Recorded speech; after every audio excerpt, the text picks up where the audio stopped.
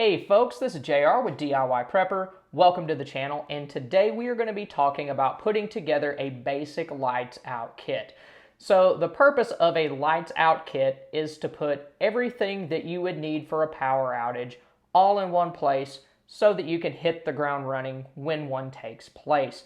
And the first thing that you should have in your lights out kit should be kind of obvious, and that's different types of light sources. And the first type of light source that we're going to talk about is going to be area lighting. And probably the best solution for that is going to be some sort of LED lantern. Now, this is just a little one that I picked up at my local sporting goods store. But what I use normally, like if I'm working around the house and I just need some extra light, I'll actually use work lights produced by Milwaukee because they run on my drill batteries. They're easy to recharge, so they're really convenient. But I keep this inside the kit along with some batteries so that if for some reason the batteries in my normal lanterns are depleted, then I know exactly where a decent lantern is and the batteries that I need to put in it. Then the second type of lighting that you'll need is going to be more personal lighting, and that's lighting that you take with you throughout the duration of the power outage. And this should be something in addition to your normal EDC light in case the battery's low or something else happens that you would need an additional light. And a lot of people, they either choose a flashlight or a headlamp, but you can actually have both of those in one package. This is produced by Olight and it's called the Perun 2. It is basically a right angle head flashlight that slides into this little head strap here, and you can take it in and out. So if you need a flashlight, you can use it as that, and if you need a headlamp, then you can just slide it into that head strap. And I would like to thank Olight for sending this to us. So since it is both a headlamp and a flashlight in one, you can use it a lot of different ways. You can even use the included clip to clip it onto something like a backpack strap in case your head gets tired from wearing it for a long period of time, or maybe you just don't like head straps, then you can always just clip it onto something. And as far as light levels go, you have 5 different options. At its highest level, it can produce 2,500 lumens, which is a ton of power. You can use that to light up extremely large areas, and because the way that the beam is set up, it just floods the entire area with light. But if you're working around the house and you don't want to use quite that much light, then it can go all the way down to 5 lumens for moon mode, 30 lumens for low, 120 lumens for medium, and then high is 500. I think that is a good setting to use. Like if maybe you're not using this in a power outage, instead you're at the deer lease or something like that, you're having to walk back to your truck at night, then that'll illuminate those pathways pretty well.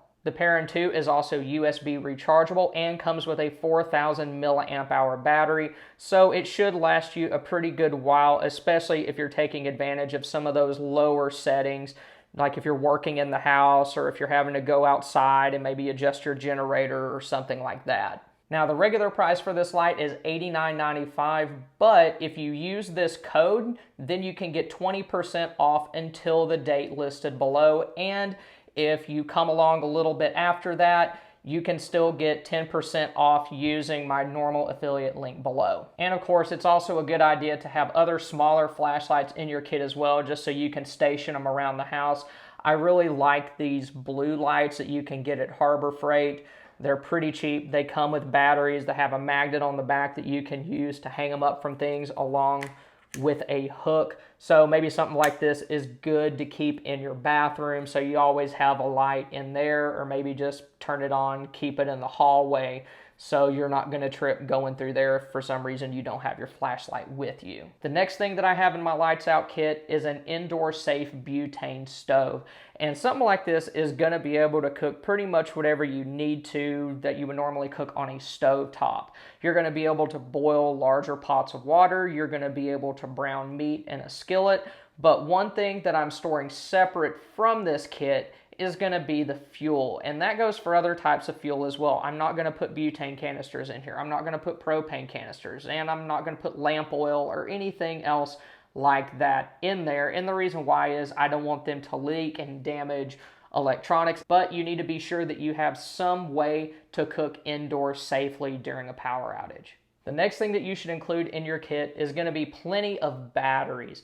And I have a couple of different options here. I have some rechargeable AA and AAAs because I have a generator, I have a solar generator also, so I should be able to keep those recharged pretty much indefinitely. Then you also want to make sure that you have some regular, just disposable alkaline batteries. These aren't the only ones that I have in there, just for the sake of space. I just took these out.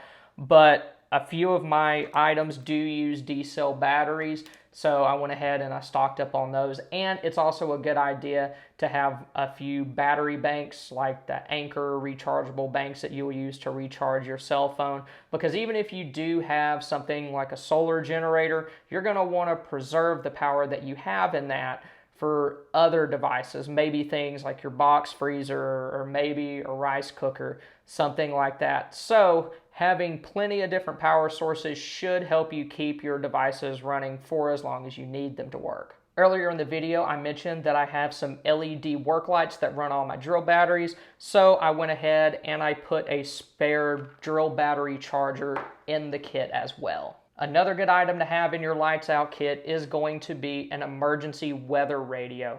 I did a review on this one a while back, and it can pick up AM frequencies, FM frequencies, and also the NOAA weather frequency. So if there's a weather emergency or other type of emergency in your area, you should be able to get those vital communications. And what I like about this particular radio is it has multiple ways to power it up. It came with a rechargeable lithium-ion battery that you can recharge using the solar panel on top, has a hand crank on the back, and you can also power it from like a wall outlet or anything else that you can plug a USB power cord into. And I also have a power cord in this kit that I can use to recharge this and a couple of the other devices found in it. This radio will also work on regular AA batteries, so that just gives you one more way that you can keep it powered up in case something goes wrong with that lithium-ion battery inside. And it has a couple of other features, like it has a flashlight on it. It's not the best flashlight in the world, but I mean, it's something. And also has a dog whistle feature on it that you can use if maybe you're trapped underneath something and you need help. You can push that button if you can get to it, and that'll let rescue dogs know where you are. And then some other items that I keep in this kit are going to be different types of fans. I use this tent fan kind of as a makeshift ceiling fan during power outages.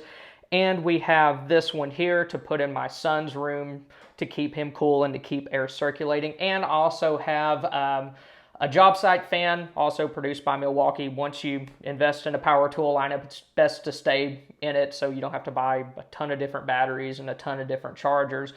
We set that up so where we can actually hang it up on the wall and it'll blow across the room where my wife and I are sleeping. So that'll help us stay cool basically for 3 seasons out of the year, because we live in Texas where it's hot for almost, 9 months out of the year. We don't really have fall. We just hop, skip, and skedaddle straight from summer to winter with maybe like 3 or 4 weeks of decent, nice temperatures.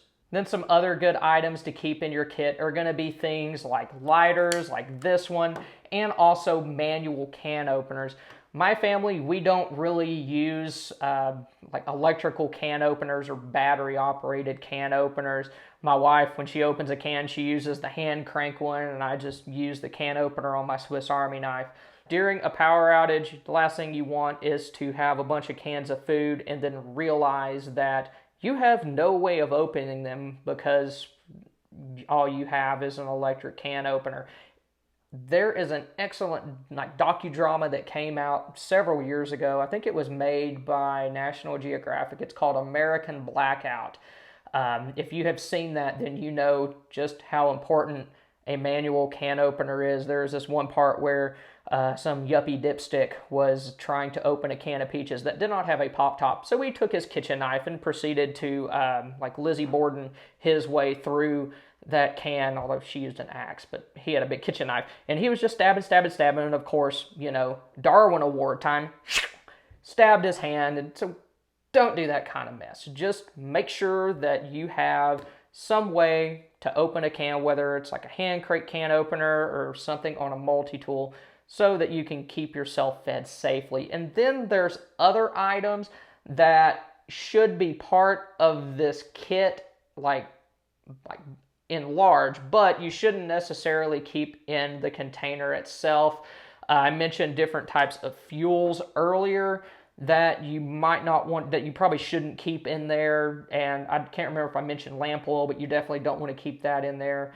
Also, like hurricane and oil lamps themselves, you don't want to keep in there because they have fuel stored in them. If for some reason they get broken or they start leaking, then you'll ruin any electronics and possibly damage any batteries that you have in here. Then other larger items such as like buddy heaters, those are great to have around, but you might not want to put it in a kit like this. You might want to put it next to it, just because this box would get very, very big and heavy to carry around.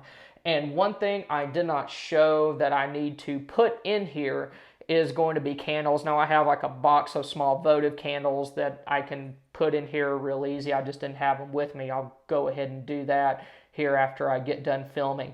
But between all these different things, that should allow you to have ample lighting in different parts of your home. It should also help you cook, and it should also help you stay comfortable. Of course, fans for summer, buddy heaters for winter. So if there's anything else that you would like to put in your lights out kit, go ahead and put that in the comments below. And you can also check out these other videos that'll help you with power outages and other grid down situations. Thank y'all for coming. Y'all have a good one.